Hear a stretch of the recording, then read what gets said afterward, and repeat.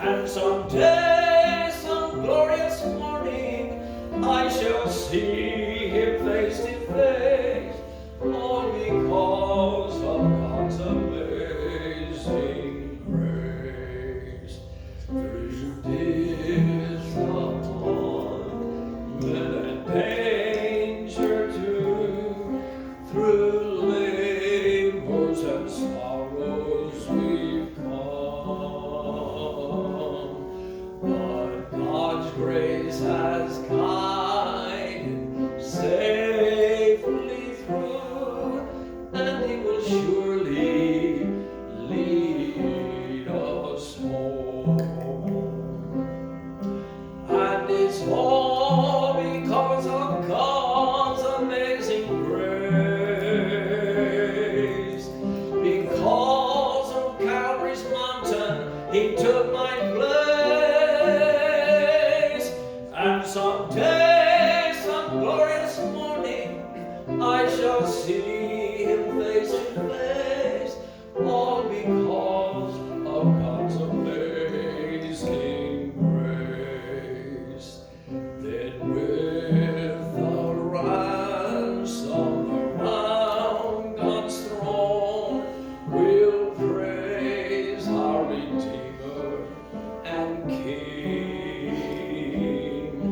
We'll tell how His mercy for sin did atone. Through countless ages, His song we'll sing. It was all because of God's amazing grace. Because of Calvary's mountain, He took my place. And someday, some glorious morning, I shall see Him face to face, all because of God's amazing grace. Here's where I usually have a moment to breathe, but I ain't got that, so I'm gonna have a shot of my porta potty.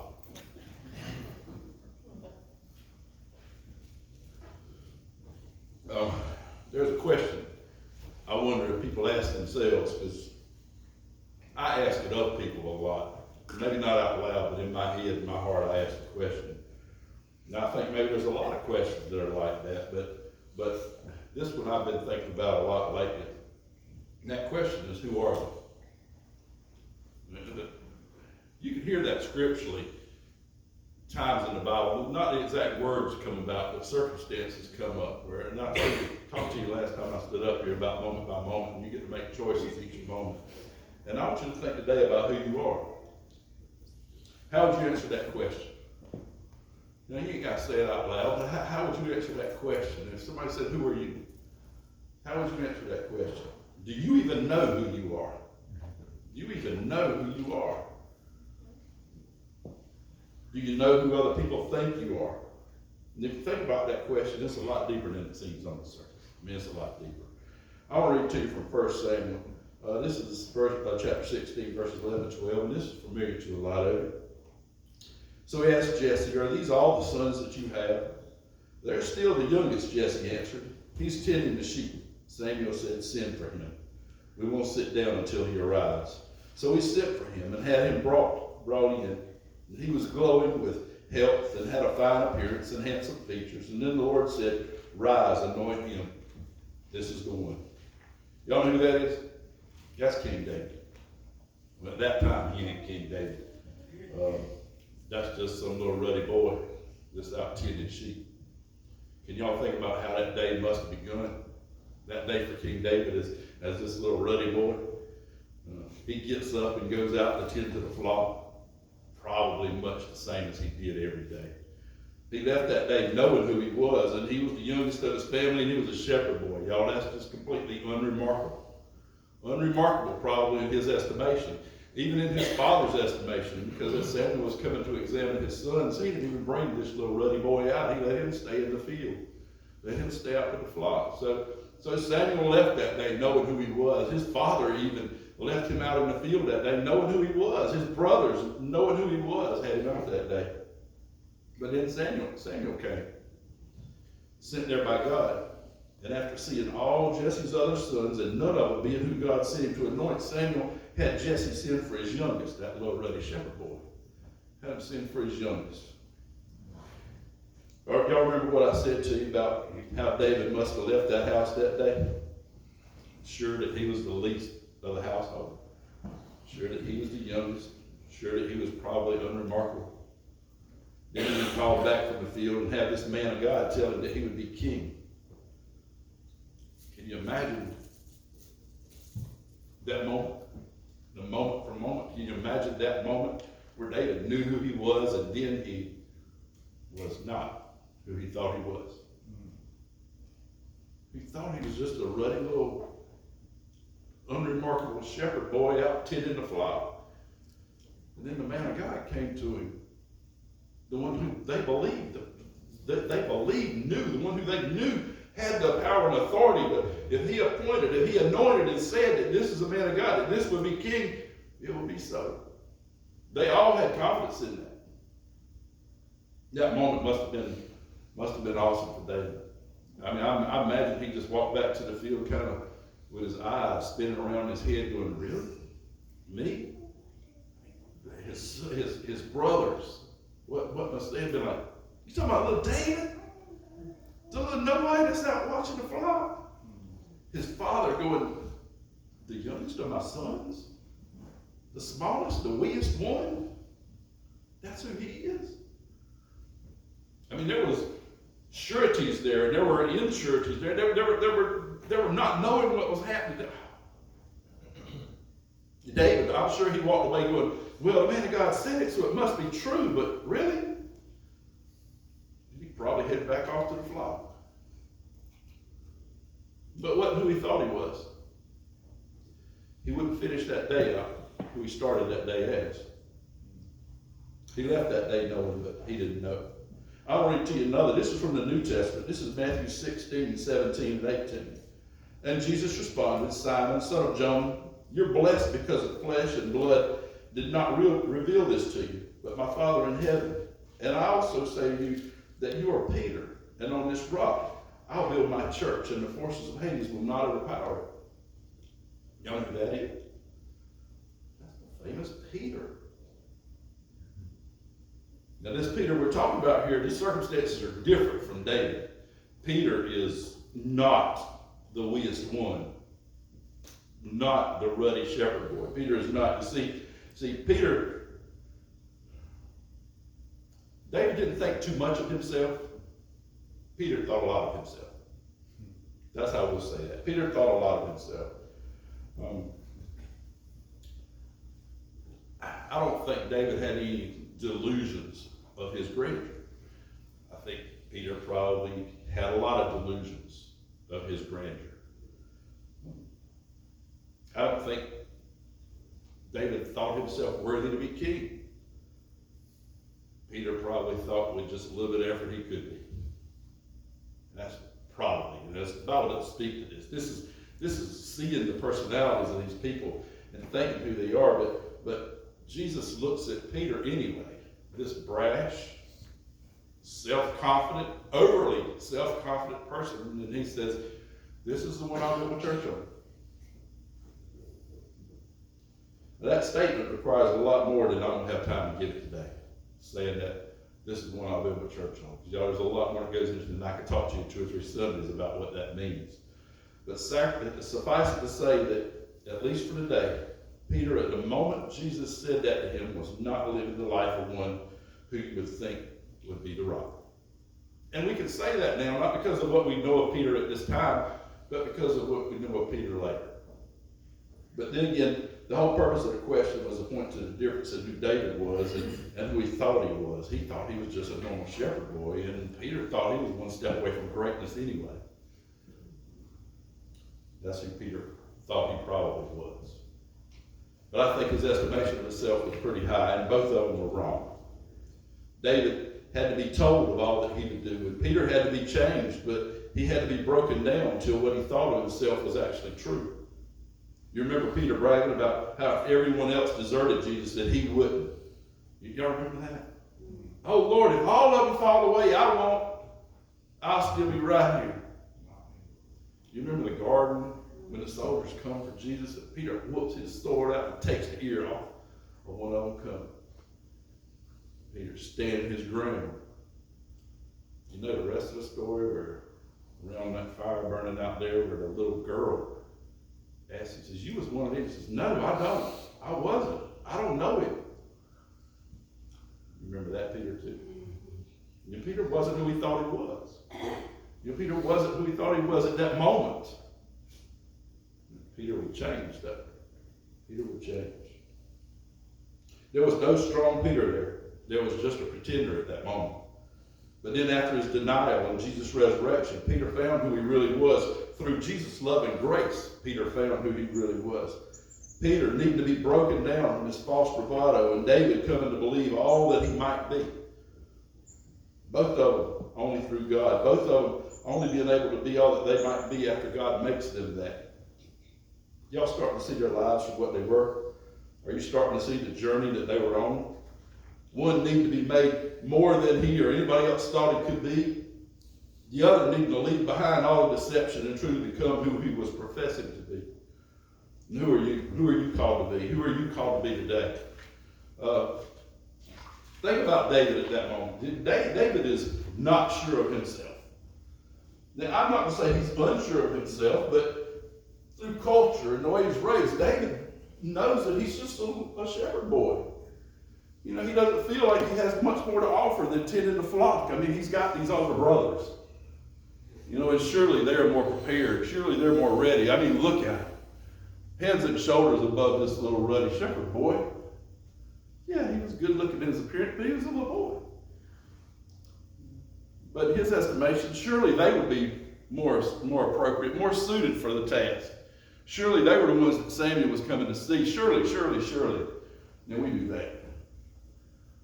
You know, we see things come upon us, circumstances come upon us, jobs, opportunities offered to us, tasks, missions offered to us, and we don't accept, we don't take, we don't do, because surely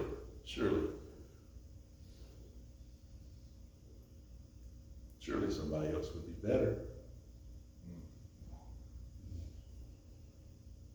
I mean, y'all been in some of these Sunday school classes. I wouldn't want to go behind them.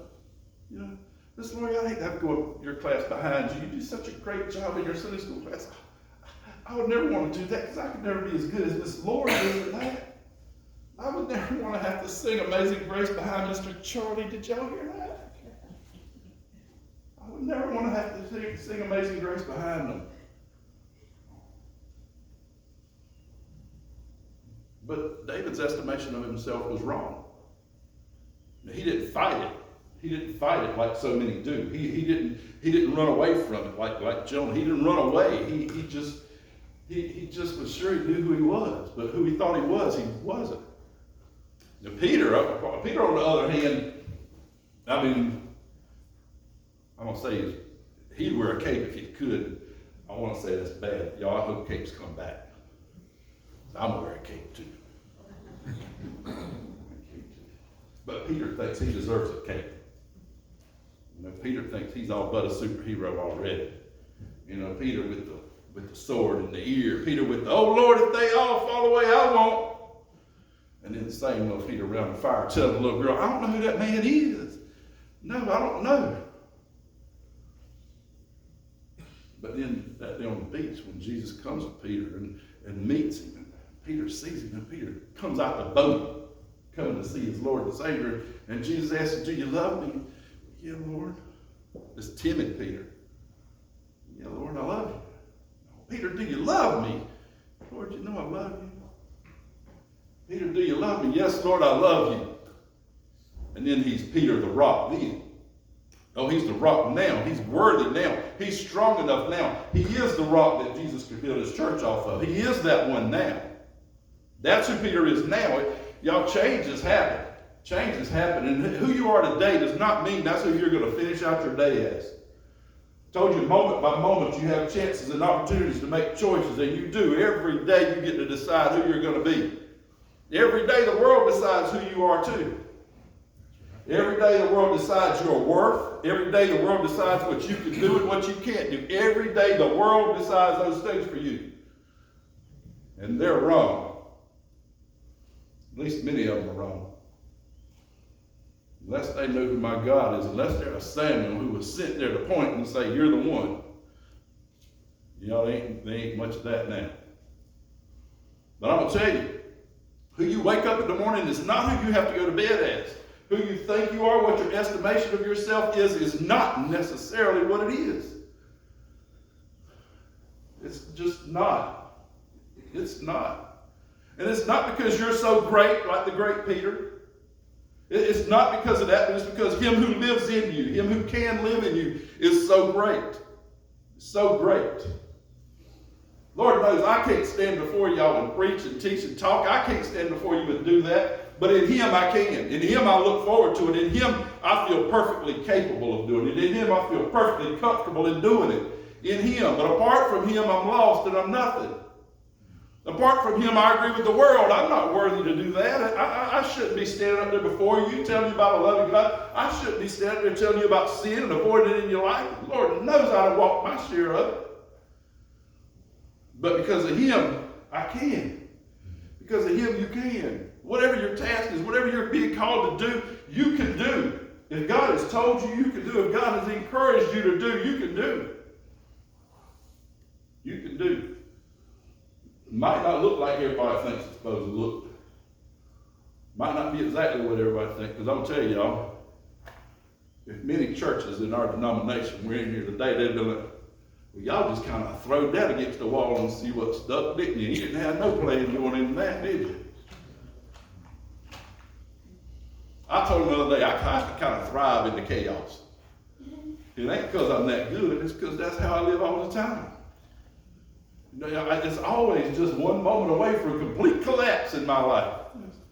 Just one moment away every time. But God orders. God sustains. God says, well, I guess this is what I'm going to give to you then.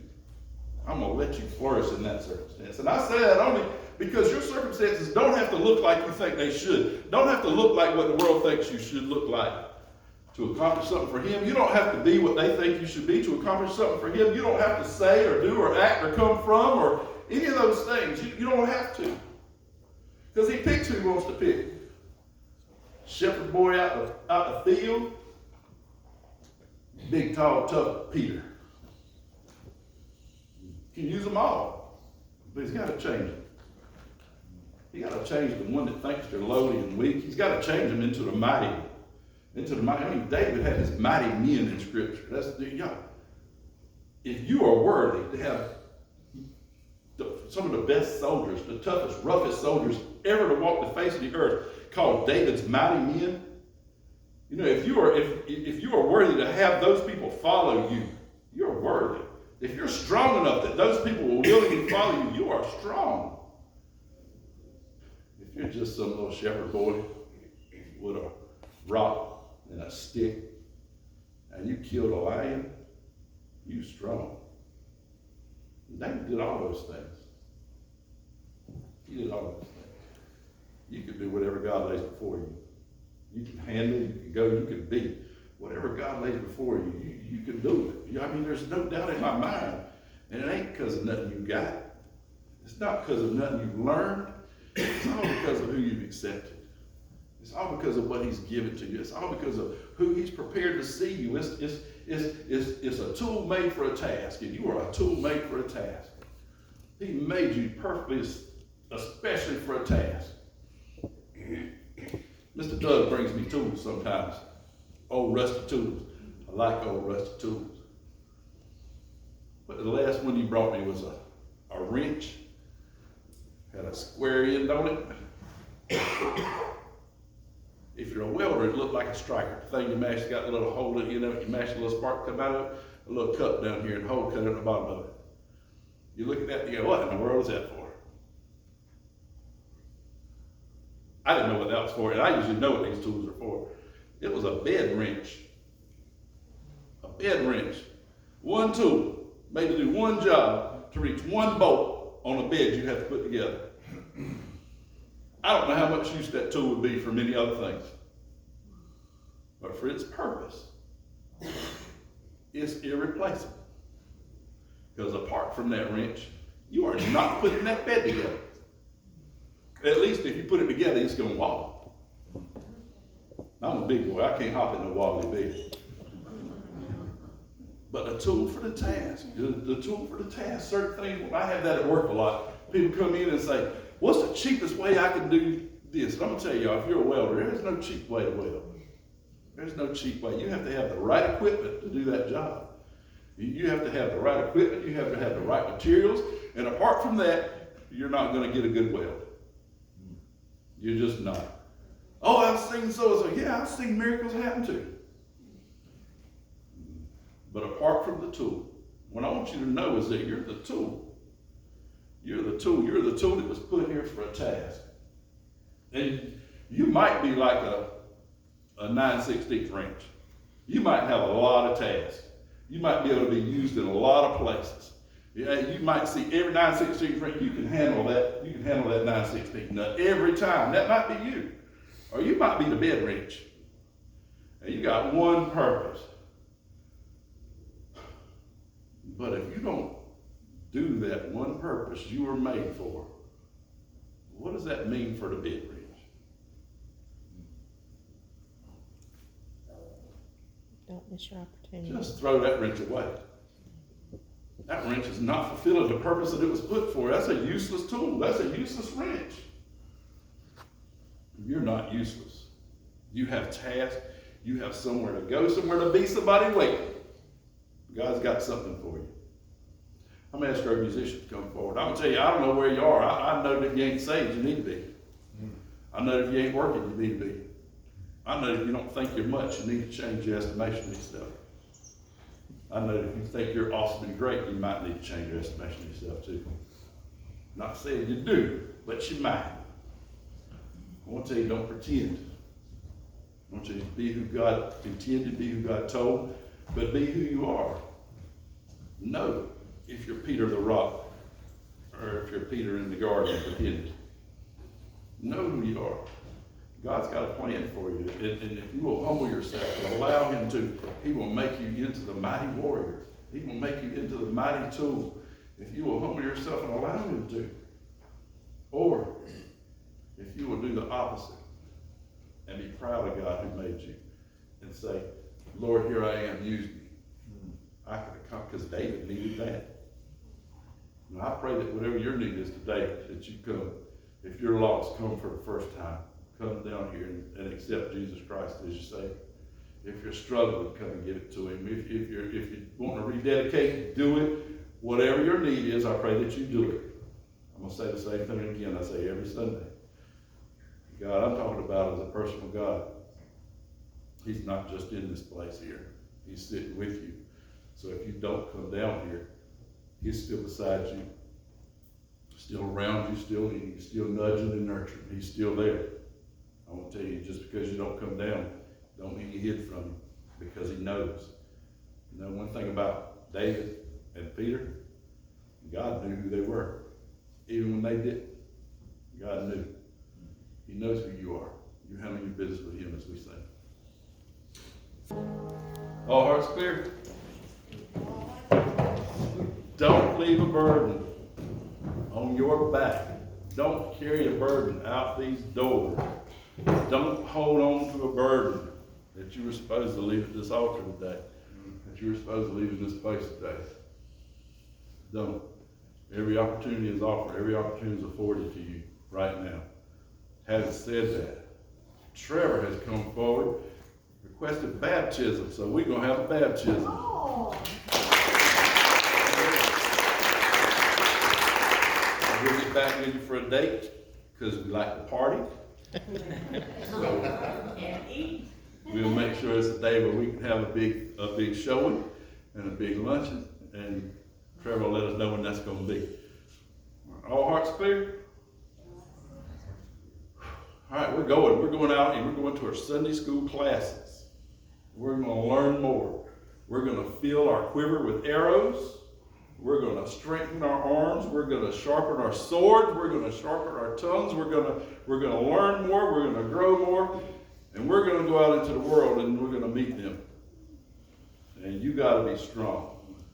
I want you to be that little ruddy shepherd boy. You can be him going into your class. But when you come out of that classroom today, when you walk out in that street, I want you to come out with a sling and some stones, knowing that the bear don't stand a chance against you.